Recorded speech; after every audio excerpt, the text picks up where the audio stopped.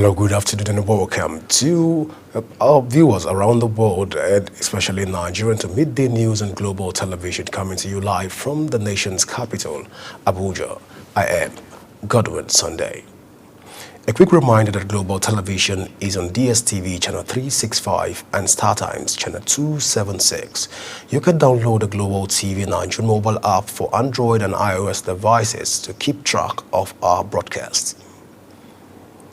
The federal government's ambitious efforts to overhaul the nation's tax laws has moved a step closer to reality following the submission of over 200 memoranda by diverse stakeholders to the Senate and House of Representatives. The National Assembly's public hearing, which saw the participation of various interest groups, marked a pivotal moment in the country's request to reform its tax system. President Bola Tinubu has turned down a 942 billion proposal by the National Population Commission for the conduct of the National Housing and Population Census. Impeccable sources privy to the discussions between President Tinubu and the Commission's top officials at the State House revealed that the President insisted on cost-cutting measures. According to the insiders, the President suggested the deployment of members of the National Youth Service Corps for the exercise. The First Lady, Senator Oluremi Tinubu, has honored women globally for their resilience, hard work, and achievement in celebration of the 2025 International Women's Day. The theme for the 2025 IWD is For All Women and Girls, Rights, Equality and Empowerment. In a message to commemorate the occasion, Tinubu encouraged women to cherish and support one another. The Imo State Governor, Hope Uzodinma, has decried the establishment of Southeast Development Commission by President Bola Ahmed Tinubu as a crucial step towards addressing challenges of the region, which previous administrations overlooked. The governor stated this while receiving the chairman and board members of the commission led by its chairman, Emeka Nwogo, and managing director and CEO Mark Okoye at the government house in Owerri. Our correspondent, Amarachi Ibe, completes the report.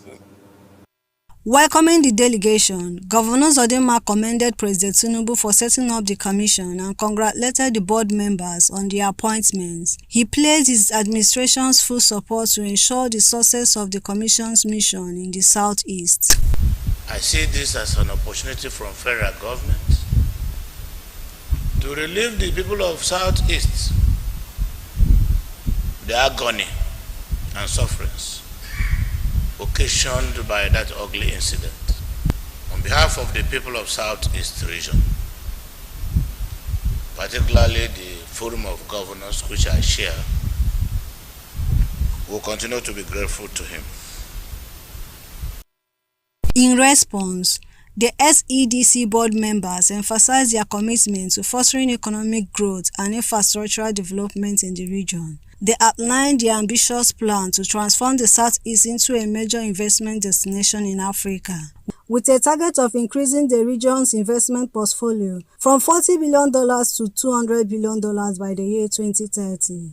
We are also here today to show appreciation and support to Your Excellency and the people of Imo State for your unwavering support in making SEDC a reality. This visit serves as a foundation for extensive stakeholders' engagement in shaping the Commission's operation and intervention priorities. We want to make the Southeast, working closely with you, Your Excellency, and all the other governors, the preferred destination for investments. We want to grow this Southeast economy from a $40 billion economy to a $200 billion economy in 10 years. The visit signifies a renewed partnership between the SEDC and the Imo State government, as both parties work towards accelerating economic transformation in the region. From Government House, Owerri, Amarachi Ibe, reporting for Global TV News. The Chief Judge of the Federal High Court in Abuja, Justice John Soho has reassigned the case of the leader of the indigenous people of Biafra, Nnamdi Kanu, to another judge. Kanu had requested the recusal of Justice Binta Nyako, the judge presiding over the 7 court and terrorism charge brought against him by the federal government. While Justice Nyako recused herself from the trial and transferred the case file back to the Chief Judge for reassignment, the case file was however reassigned to her again. The Association of Local Governments of Nigeria has taken legal action against the federal government on the implementation of local government autonomy. Algon is demanding the inclusion of local government councils in the Federal Education Accounts Committee. Algon Secretary General Mohammed Abubakar confirmed the suit, saying it was to ensure that local government received direct disbursement from the Federation accounts as directed by the Supreme Court. The National Broadcasting Commission says no fewer than 262 broadcast violations relating to politics and personality attacks were recorded in Kano State between January and February 2025. The Kano State Coordinator of the Commission, Malam Adamu Saliu, stated this during a meeting with media house heads convened by Kano State Commissioner for Information, Ibrahim Waya. According to a statement issued by the Director, Internal Affairs, Ministry of Information, Usman Bello, Saliu decried the upward trend in broadcast violations, stressing the need for urgent action to promote responsible broadcasting practices in the state. Personnel of the Nigerian Navy attached to Forward Operating Base Escravos raided the Otagale community at Obodo Omadiho, Warri Southwest local government area of Delta State, leading to the discovery and deactivation of 2 illegal refining sites. The commanding officer of FOB Escravos, Navy Commander Ikenna Okolagu, who led the operation, told journalists that the sites were laden with about 5,500 liters of stolen crude oil and 2,000 liters of illegal refined AGO contained in 1 oven, mine dug out pit and 28 polythene sacks. He reaffirmed the service's commitment to sustain the fight against crude oil theft, pipeline vandalism, and other acts of economic sabotage. The Jigawa State Governor, Umar Namadi, has reaffirmed his administration's plan to partner with the Northwest Development Commission to address poverty and sustain the region's development. The governor made the pledge when he received the leadership of the NWDC led by its chairman, Lawal Abdullahi, on the courtesy call at the Government House, Duse, the Jigawa State capital. According to Namadi, the partnership between the state government and the NWDC is crucial in addressing the developmental challenges facing the region. You are watching the live broadcast of the Midday News. When the Midday News returns, 6 die, 100 evacuated in Argentina's flood. We have those details from the world of foreign as well as more stories from business and sports segment for you right after this break.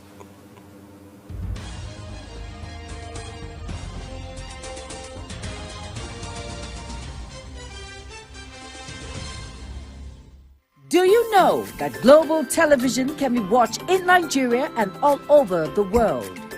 Download the Global TV Nigerian mobile app for Android and iOS devices to watch global television real-time from around the world. What are you waiting for? Start downloading and stay connected to global television.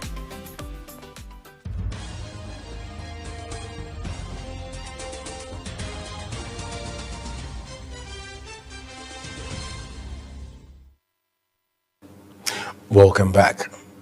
The second part of the broadcast returns with business, where China says it will slap tariffs on Canadian products. China says it will slap tariffs on Canadian products, including rapeseed oil and pork, after a Beijing probe into levies imposed by Ottawa on Chinese goods last year.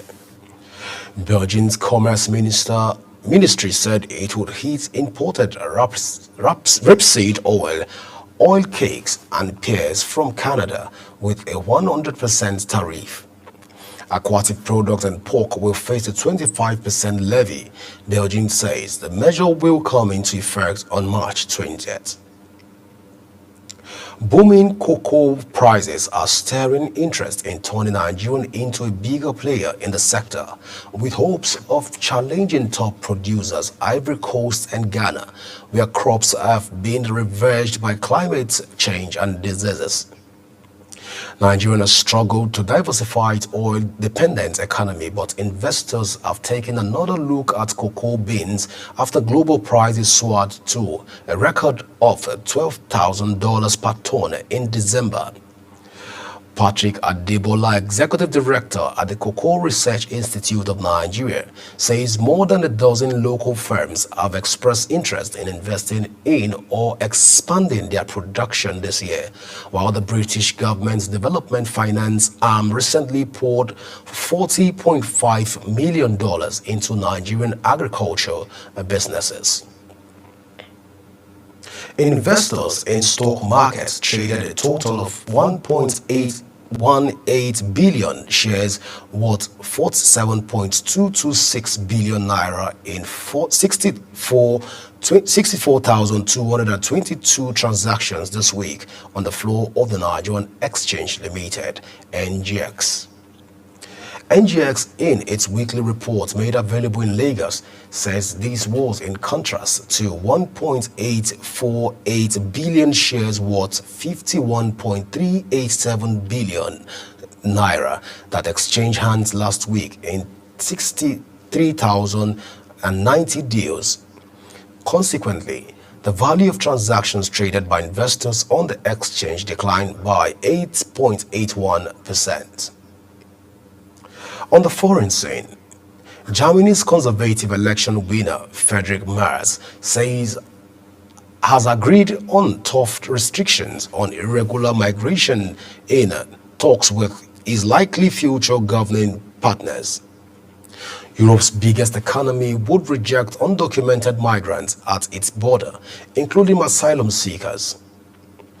After days spent hammering out key policies comprises, the two big tent parties plan to now move into full-fledged talks with the aim of building a grand coalition government next month.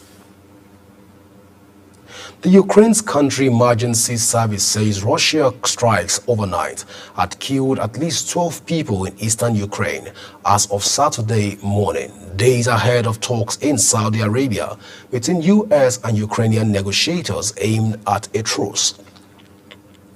A Russian assault hit the center of Dopolipolia in Ukraine's Donetsk region. Separately, the Kharkiv region military head Oleg Snigborg says one person was killed in a drone attack and 7 others wounded early Saturday in the city of Bogodukhiv. 6 people died and hundreds were evacuated in the Argentinian port city of Bahia Blanca as torrential rains flooded homes and hospitals, destroyed roads and forced authorities to cut power. 8 hours of non-stop rain left the city of 350,000 people largely underwater and forced authorities to evacuate the Jos Panel Hospital. Images shows medical personnel evacuating babies from the hospital's neonatal unit, and the army was deployed to assist in the rescue efforts. In sports, Rivers United narrowed the gap at the top of the Nigerian Premier Football League to 8 points after they defeated Niger Tornadoes, while leaders Remo Stars suffered a 2-1 defeat at Bendel Insurance. The Port Harcourt side moved to 46 points from 28 matches after Samson Obi struck the winner in the 83rd minute against Niger Tornadoes at the Adokie Amasiamaka Stadium. Meanwhile, table toppers Remo Stars stumbled on their travels, falling 2-1 to Bendel Insurance in Benin City. Despite the setback, Daniel Ogumodede's men remain in control of the title race with 54 points from their fixture. The victory propelled Insurance to 7th position in the standings as they improved to 41 points, keeping alive their hopes of securing a continental ticket. Football fans in for a thrilling day as a series of high-profile fixtures takes center stage in both the English Premier League and Spain's La Liga. In the Premier League, Chelsea will host Leicester City at Stamford Bridge, while Tottenham Hotspur take on Bournemouth.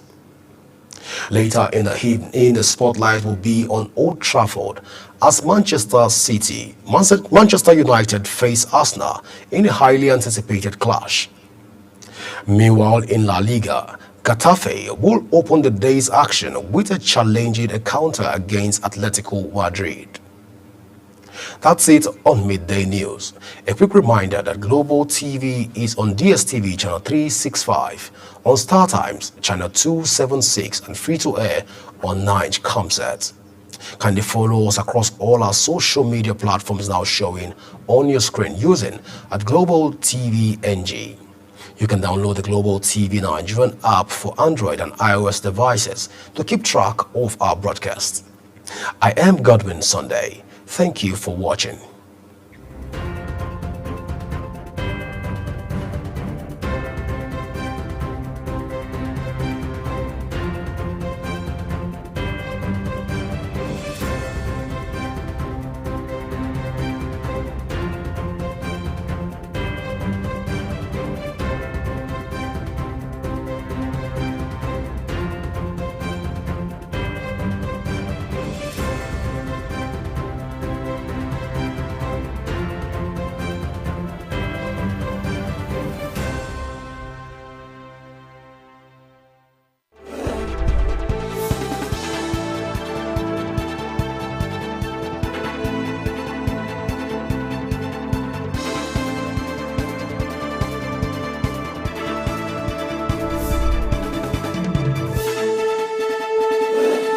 Do you know that Global Television can be watched in Nigeria and all over the world?